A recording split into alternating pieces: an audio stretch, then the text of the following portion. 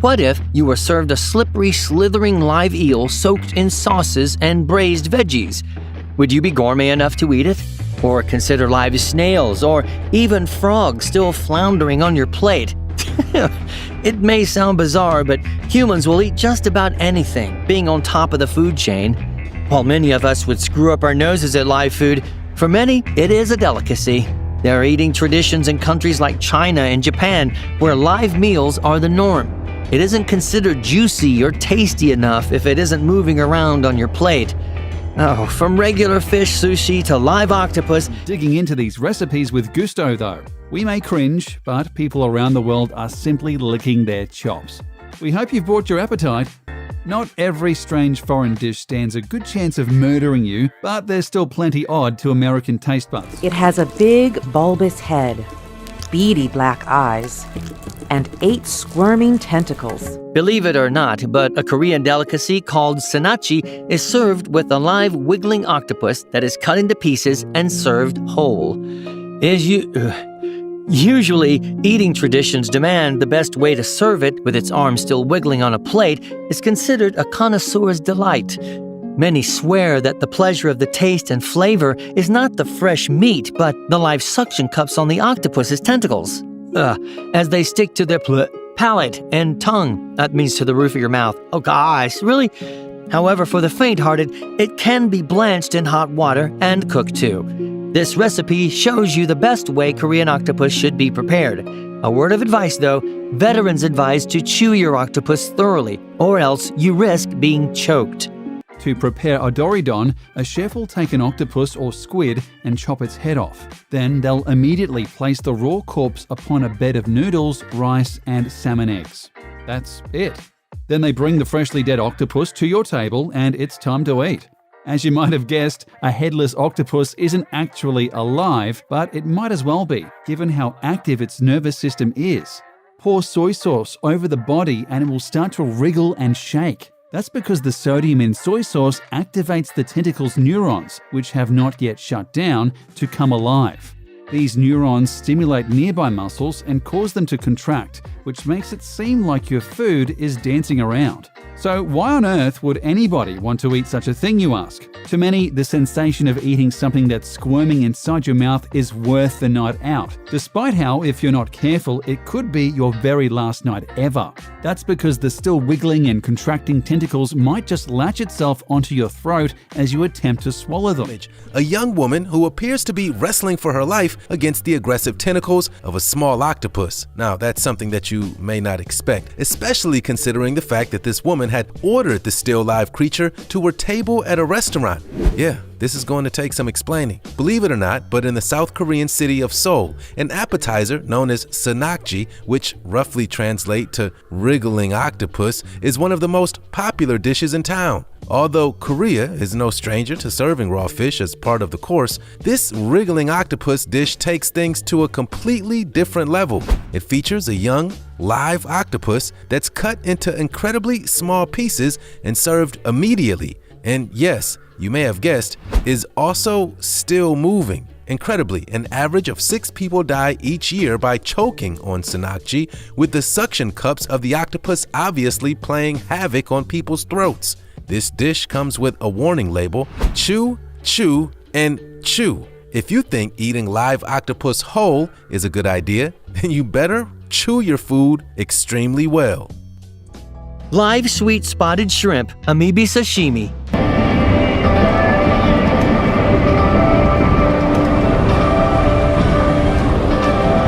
Drunken shrimp is a delicacy of Asian cuisine and involves live shrimp still trying to wiggle off your plate in a drunken stupor, soaked in various sauces. That's where the term sauced comes from, I guess. Likewise, shrimp sushi and spot prawns are a delicacy too. Amoebi prawns, or cold northern water shrimp, are considered succulent shrimps known for their sweet taste. Interestingly, they're the only species best served raw because it's believed that cooking destroys their sweetness. Spot prawns are best served on fingers of sushi rice called nigiri sushi, and can also be served along with fried heads and shells. Well, this is not starting to sound so bad. As a rule, these freshwater shrimps are paralyzed by a mixture of alcoholic beverages, which is why many people don't hesitate eating them alive. Who could have thought that you can satisfy hunger and get drunk at the same time in such sophisticated way? You can find this dish in almost any restaurant in China. Usually they would dip those shrimps in some of that baijiu drink.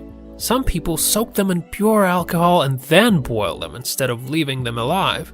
Others boil these fellas first and only then marinate in alcohol. So there really is a lot of freedom there. You can really flex yourself and experiment. Those who try the latter version say they taste like original boiled ones, but with more aftertaste. Hockerel.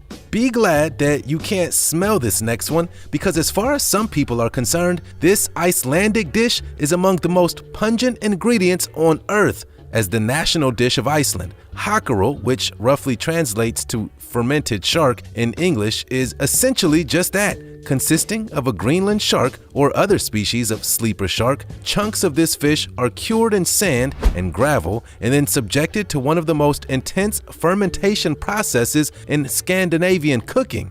This fermented shark is hung to dry for between 4 to 5 months, where finally it contains a large amount of ammonia and gives off a bizarre and intoxicating scent. It's been described as blue cheese, but for fish, incredibly, despite the ancient tradition behind the dish, can be incredibly poisonous in some rare cases. The species of sleeper shark doesn't have a kidney or urinary tract, so many toxic substances are prone to be filtered on the surface of the skin. For many of the people over in Iceland, it's often a risk worth taking. It kind of makes spending 10 minutes slaving over a hot George Foreman seem lame by comparison. Ever put food in the fridge and forgotten about it only to find it months later when cleaning out the fridge? You wouldn't eat that, right? If it was halkudok, you would. Typically found in Greenland, halkudok isn't just any shark meat. Preparers usually use meat from the Greenland shark, which is highly poisonous due to all the uric acid and trimethylamine oxide. The only way to detoxify the meat is to ferment it, and this process takes months. First, you bury the meat in a shallow hole and cover it with gravel and large stones. This helps to remove toxic fluids from the meat, but doing so takes anywhere from 6 to 12 weeks. After that, you cut the meat up into strips and hang it out to dry. It's another several months before the meat is dry enough to serve. Once it is, you remove the now browned skin, cut the meat into cubes, and eat. If you've never eaten halkudok before, know what you're getting into. Fermented shark meat still contains a tremendously high level of ammonia, so the second you sniff it, you will likely gag, cough, and possibly dry heave. Those who get past the stench, however, insist the taste is far milder and is actually quite pleasant. So hold your nose and give it a go. Live fish sashimi.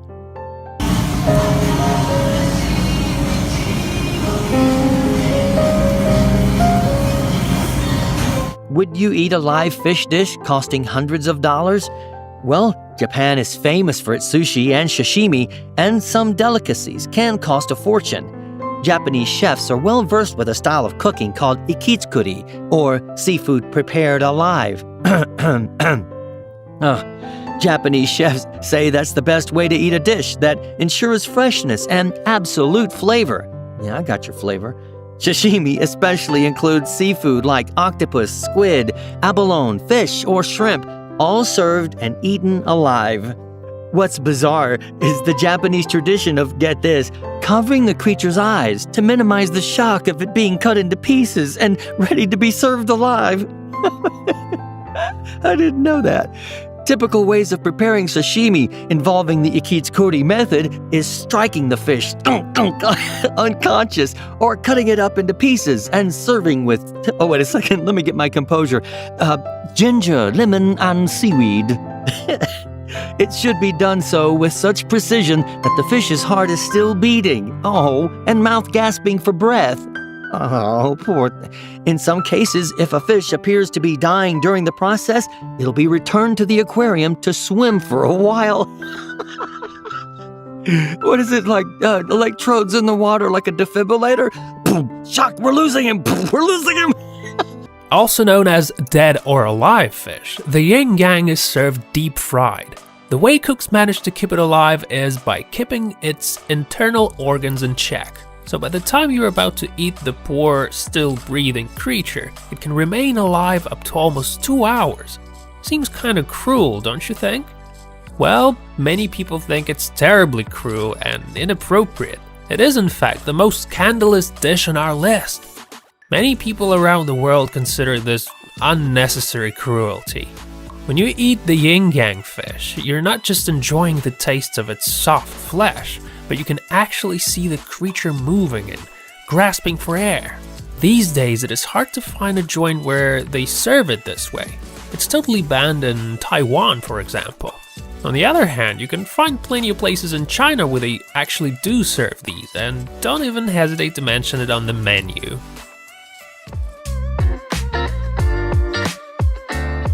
While this dish may sound like something a child may invent, or perhaps an ingredient in a witch's curse, in Japan, tuna eyeballs are a real delicacy. A tuna's eyeballs are roughly the size of a tennis ball, so there's plenty to consume. When cooked, the outer part of the eye, called the sclera, becomes extra chewy and not particularly edible. However, the inside becomes quite soft and easy to drink if that's your thing. Despite many chefs sautéing the eyeballs with flavors like soy sauce and ginger, many people report the taste as kind of bland. It sounds like the rest of tuna is far more flavorful. If you still wish to try some eyes next time you're in Japan, make absolutely sure they're cooked. Some may say you can eat the eyes raw, but doing so risks contracting all sorts of bacteria. Bacteria isn't a fun part of any dining experience, so please cook your eyes before consuming them.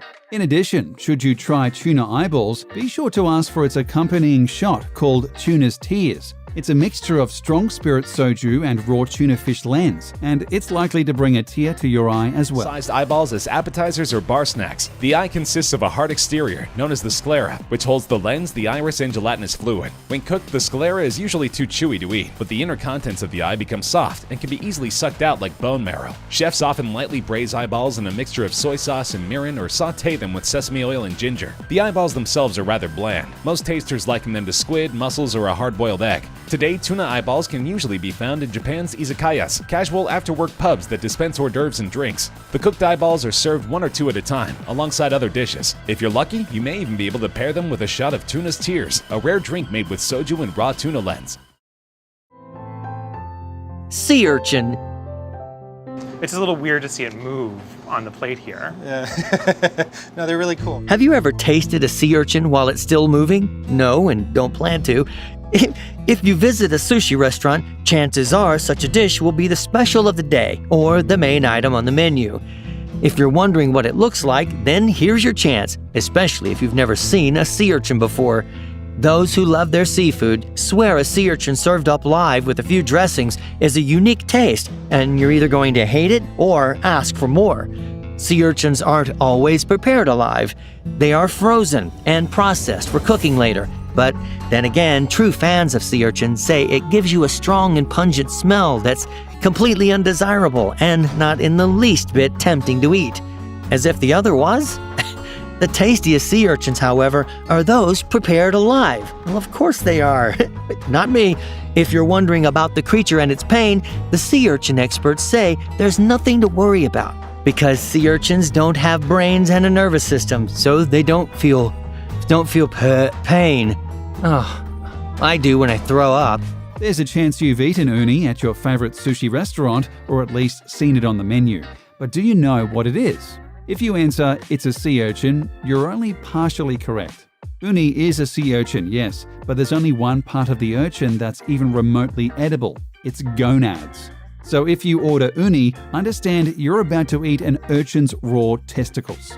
Each urchin contains 5 gonads, but only a small amount of urchins sport the edible kind. So when you manage to eat uni, understand you're about to consume a rare delicacy. You'll just have to get past the psychological aspect of exactly what you're eating. It's actually an incredibly versatile food, and you can find it served as sushi, sashimi, atop of bed of pasta or rice, or steamed in an eggy broth called chawanmushi. Or if you're particularly adventurous, you can simply crack open a uni like a walnut, scoop out the innards, and eat away. That is, if you're okay with eating a living creature's reproductive organs while it slowly dies in front of you. Tiger pufferfish. You've been waiting for this one, haven't you? The tiger pufferfish may be among the most iconic of deadly foods on the planet, one that has been associated with Japanese cuisine for centuries, and one that requires the most capable of chefs to even prepare it. Known in Japanese cooking as fugu, the pufferfish possesses one of the most deadly neurotoxins on the planet, which is up to 1,200 times more poisonous than cyanide.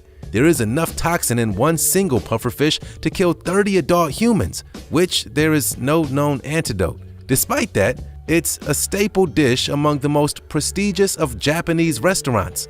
To even prepare the dish, chefs must undergo years of rigorous training, after which they must then take an in-depth exam that allows them to legally prepare this incredibly poisonous ingredient. Insanely, the Japanese eat over 10,000 tons of fugu each year, and one restaurant has been serving the dish for over 100 years. In 2018, a Japanese supermarket sold 5 packets of the pufferfish that hadn't had its poisonous liver removed. After realizing their near-tragic mistake, the town used its massive alert system to warn its residents not to eat it. Thankfully, no one died. Live oysters. Have you ever slurped down a lemon-flavored oyster on ice? Well, technically you should know they are actually alive. Not everyone knows that these slimy gourmet delicacies may still be alive while going down your throat. What's even bizarre is the fact that raw dead oysters are actually unsafe to eat because of the different types of bacteria clinging to their flesh. Oh, well, good thing. Big question is, when do they actually die? Are they still squirming around your stomach when they go down? Experts say that oysters usually die the moment the meat is separated from the shell, which means they're only alive just before going down your hatch. Experts also say that when you purchase oysters, it's best to keep them on ice just before being shucked, after which they should be consumed immediately, or within a day at the most. Pre-shucked oysters should always be cooked, and if you spot one with a damaged shell, chuck it in the trash instantly. I don't know if it's salmonella, but it's definitely some nasty bacteria. Live shrimp covered in ants. While these critters are usually the ones to ruin a good picnic, the cooks in the Danish kitchen are out to turn the pests into delectable treats. An exclusive creation of one celebrity Japanese chef, Rene Redzepi, who works for a restaurant, Noma, is live jumbo prawns covered in black ants. Oh, the dish is part of a 15-course meal and is creating waves among connoisseurs of Japanese food. Yeah, it's creating waves, all right, like right up my spine with nausea. The dish is a visual assault on the eyes and involves wiggling jumbo prawns covered in half a dozen ants that is said to flavor the prawns with a nice acidic kick. The dish, called Flavors of the Nagano Forest, is a big hit in Japan and costs $280 a plate. I think my PayPal account is charged enough. Thank you so much. Chances are you've eaten clams. Perhaps you've eaten them raw, but have you ever eaten them so raw they're still bleeding? Probably not, and for good reason. Blood clams, usually found around the Indian Ocean, are a particular kind of clam called Tegilaka granosa, most notable for producing tons of hemoglobin. This is the chemical that gives blood its lovely red color, and blood clams being loaded with them means when you open one, that stuff will spill everywhere.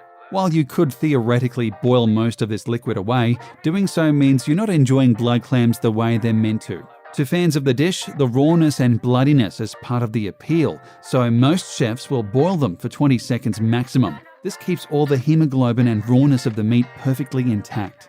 Fans swear by the tastiness of blood clams, but even they can't deny the inherent dangers of eating such a dish. Since there's no prep time aside from an ever so brief boiling, all sorts of viruses and bacteria a blood clam carries are still there.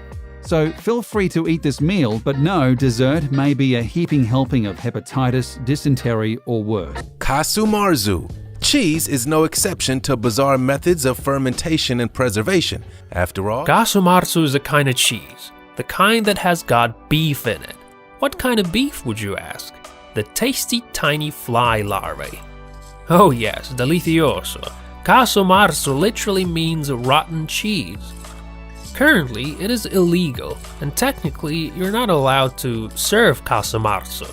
But if you really want to try some, you can probably buy it on the black market in Italy.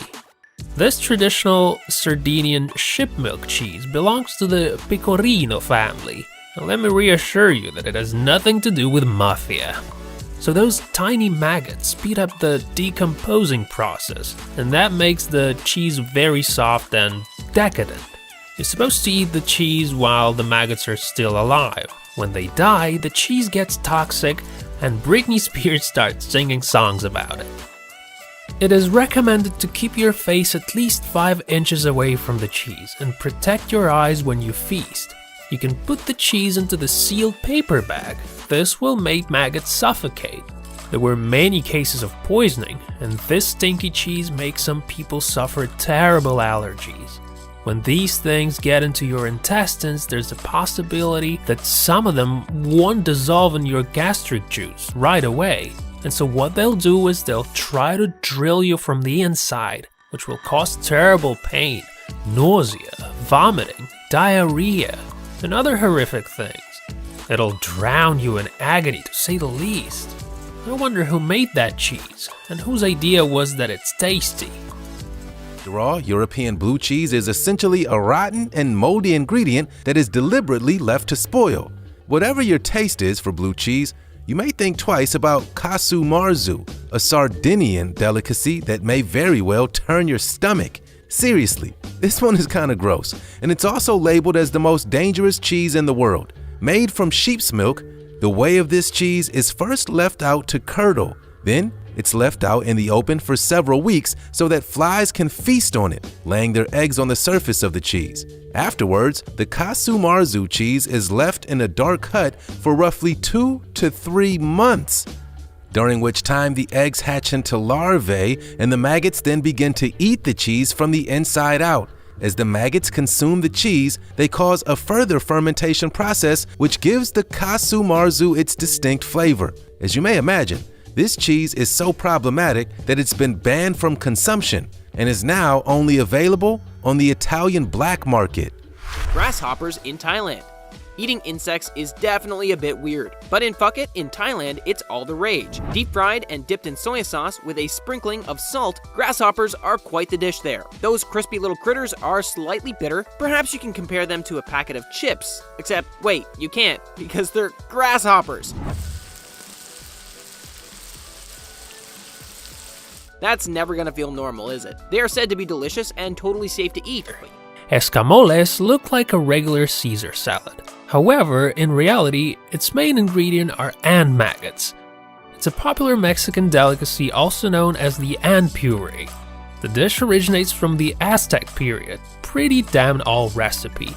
Gathered from the roots of the tequila agave, escamoles has a distinctive taste similar to the taste of fried nuts. This insect caviar looks a little bit like cottage cheese, and it makes you wonder, what is it exactly? You gotta admit that it doesn't look at all bad, especially if you compare it to some of the previous examples of delicacies we've discussed. And the good thing about escamoles is that there are tons of ways of preparing and serving it. Most commonly, deep-fried escamoles are added to omelette tacos. Red ants. In Boiparaguda in India, red ants are the dish of the day. The people living there believe that both red ants and their eggs have medicinal properties, and that a typical serving of them is equal to 14 grams of protein. One of the tribal healers in the village says that red ants can enhance your eyesight and prevent sunstroke.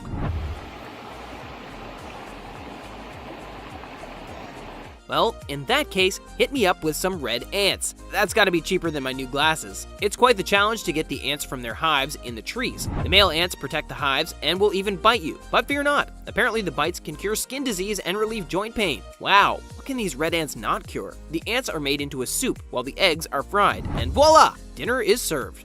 White ant eggs are commonly found and utilized as food in Southeast Asia, predominantly Thailand, Cambodia, and Vietnam. The ants are often piled high and fried, ready to be consumed as a quick snack. One of the weirdest is white ant egg soup, a mixture of eggs, partial embryos, and baby ants. People say the eggs pop in their mouths, releasing a sour flavor. Separating the eggs from the soldier ants requires a bucket of water. When the eggs and nest are in the water, the adult ants lie still and even clump up in the water. They aren't dead, just saving their energy. You don't want to just throw them in the trash or you'll have a trash can full of angry red ants when you come back. Perhaps surprisingly, ant eggs are relatively nutritious. Ant eggs are a high source of protein. 100 grams contain more than 8.2 grams of protein. It has less fat and calories than chicken eggs by containing only 2.6 grams of fat, while chicken eggs contain more than 11.7 grams. It contains other minerals such as calcium, phosphorus, iron, sodium, potassium, vitamin B1 and B2, and niacin. With that said, it will probably take more than impressive nutrition facts to convince most diners to try this dish. If you want a truly sensational soup, head to the Vietnam-Cambodia area and give white ant egg soup a shot.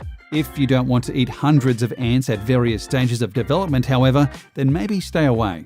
True to its name, white ant egg soup is comprised of white ant eggs. If you eat it, fans say, the eggs pop open in your mouth and emit a sour flavor. So if Sour Patch Kids have lost their luster, try some ant eggs instead. But that's not all. This soup also contains partial ant embryos as well as baby ants. So no matter what stage of development you like your ants, this soup has got you covered. Unless, of course, you're one of those oddballs who like to chow down on adult ants. If that's the case, you'll just have to make your own soup.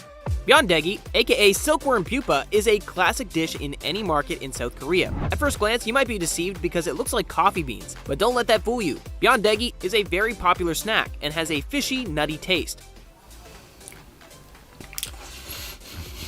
On the outside, it's crunchy, but the inside is soft and gooey. You're either gonna love it or hate it. It's an acquired taste for sure, but with a bit of salt or sugar, it might become a bit more palatable. It became popular during wartime thanks to its protein value and how available it was. I guess some things just stick generations later, and it's still found all around the city. But a little bird tells me that it's more a fave among the older generations. Kids these days just don't have the guts to try these weird foods. I'm with the kids on that.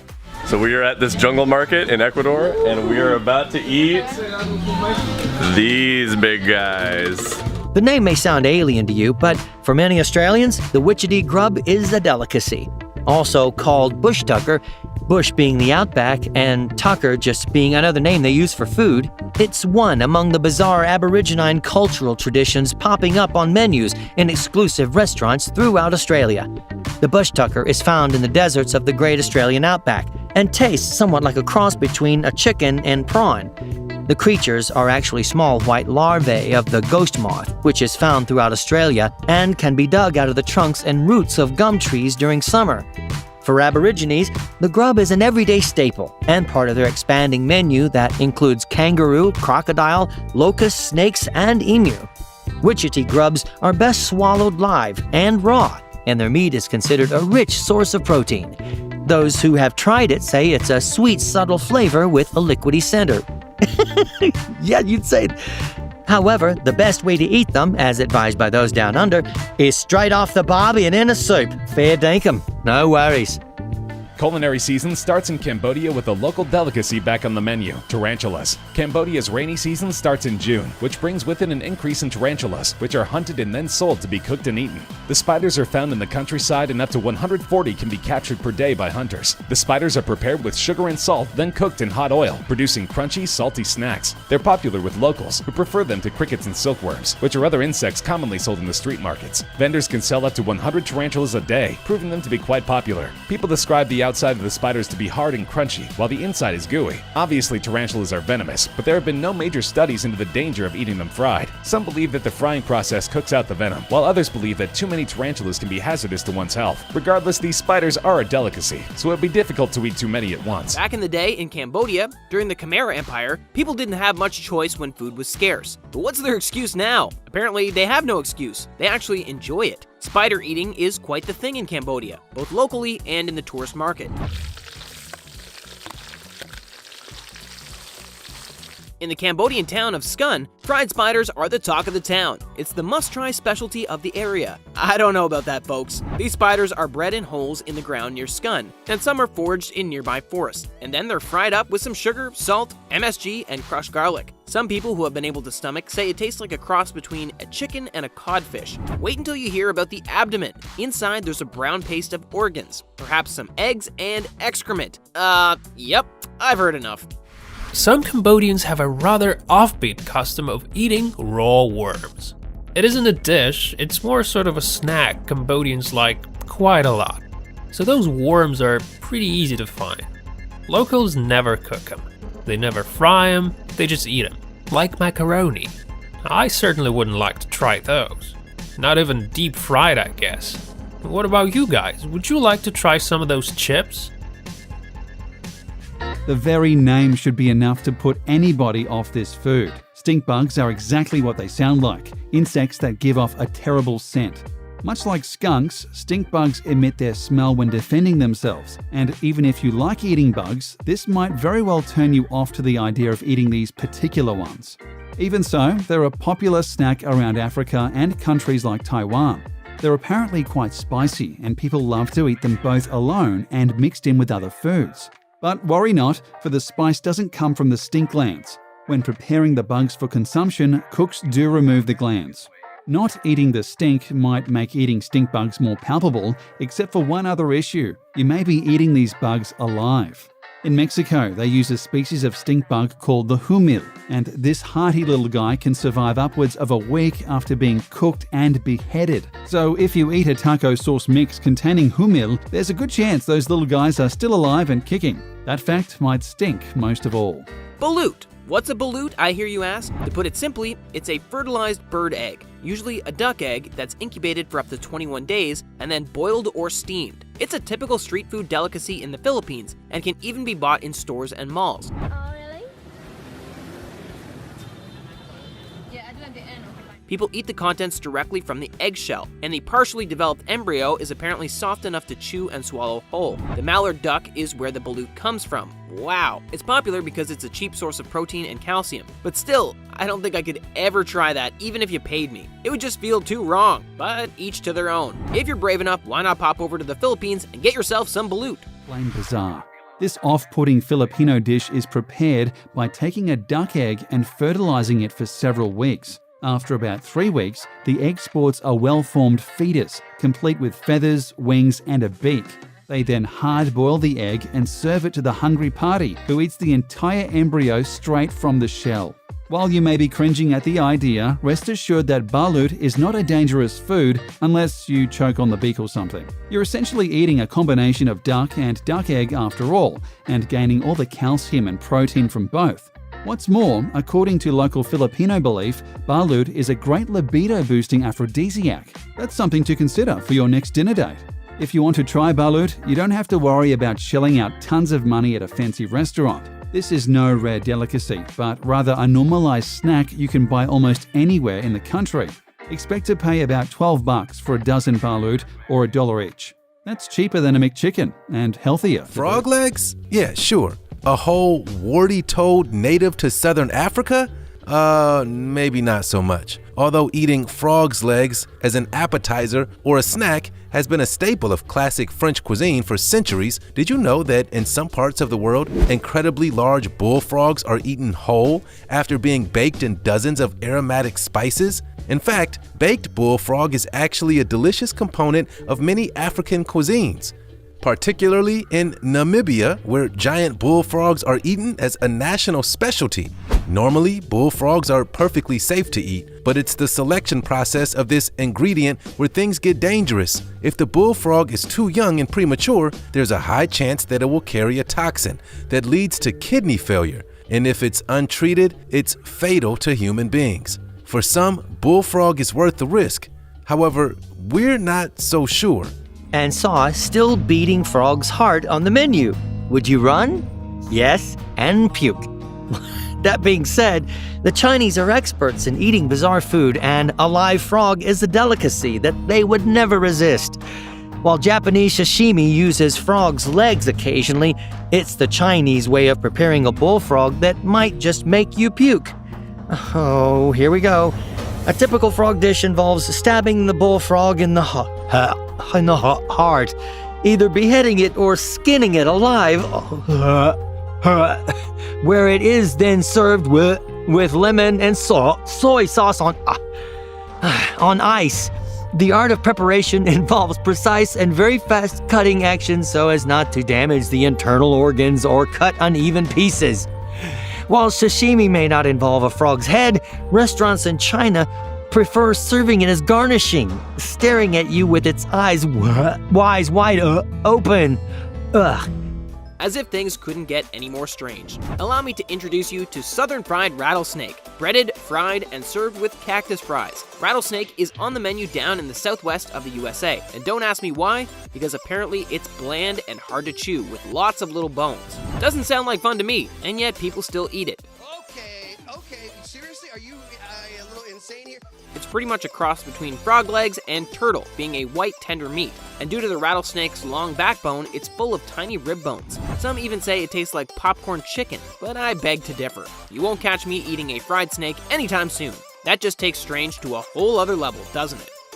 So what do you think? Are you brave enough to try any of these strange foods from today? I'm not gonna lie, I've definitely lost my appetite. Everyone likes soup, but not everyone is likely to enjoy fruit bat soup. It won't take long to understand why. To prepare this so-called soup, which you mostly find in countries like Guam, you take a wild fruit bat and boil it alive. Then you place the bat in a bowl with some coconut milk and a few vegetables. Then you eat it. That's literally it.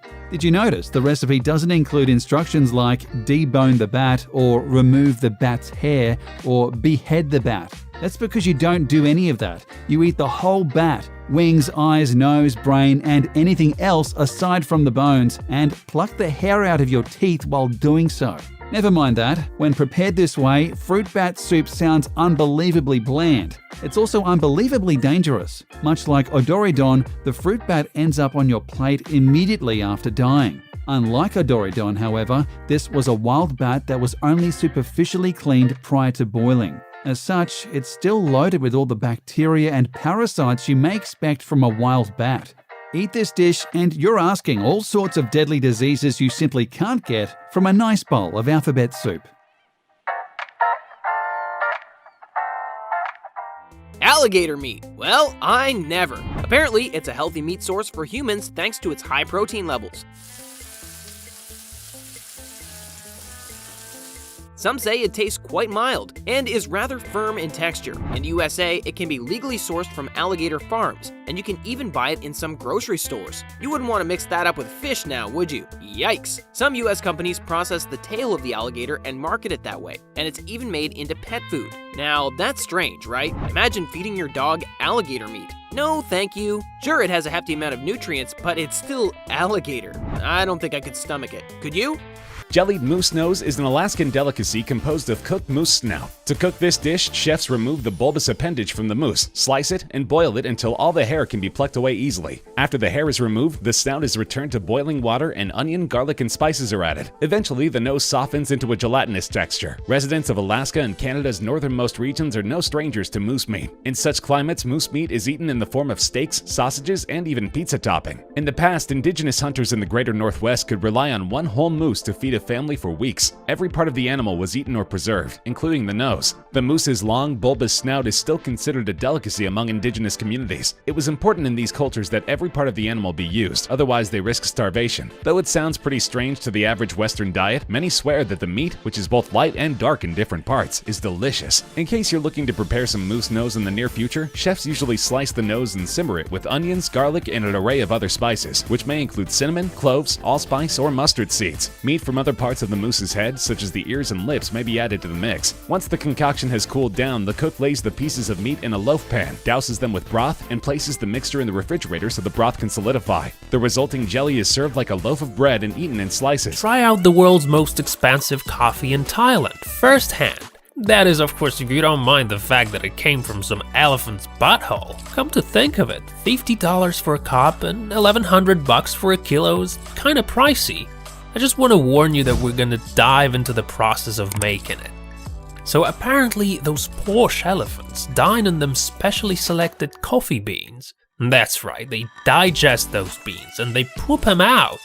So apparently the gastric process of the elephant makes it taste outstanding. Yes, looks like it sets your cup of coffee steaming and reeking of elephant poop. Well, a lot of people say it saturates the taste, but when you know this thing checked out of an elephant's anus, in most cases you don't really feel like trying it, right? It is never ass to mouth, it's quite the opposite. Monkey brains. Monkey brains. As you may imagine, not exactly an item on the menu that most people would salivate at.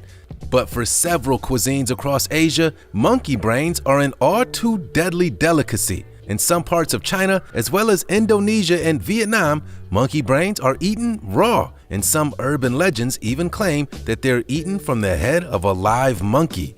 Whatever your thoughts on the matter, there's no doubt that this is a disgusting and cruel practice of cuisine, one which harkens back to the imperial dynasties of ancient China. The point is, whether it's raw, cooked, or even baked, eating this cruel dish can almost certainly lead to death. Monkey brains can contain an incredibly deadly illness known as Creutzfeldt-Jakob disease, which there is no cure for. Coincidentally, contracting this disease will essentially turn your brain to mush and results in certain death. Karma? Possibly. Either way, it's not worth the risk of eating monkey brains. Those dishes are just insane. If you had to try one, which one would you choose? I'd probably go for the frog legs because I'm too much of a chicken to try the rest. In fact, I think I'll just stick to chicken. Share the ones you dare to try with us in the comments below, and don't forget to like and subscribe for more weird and wonderful videos. Until next time, bon appetit!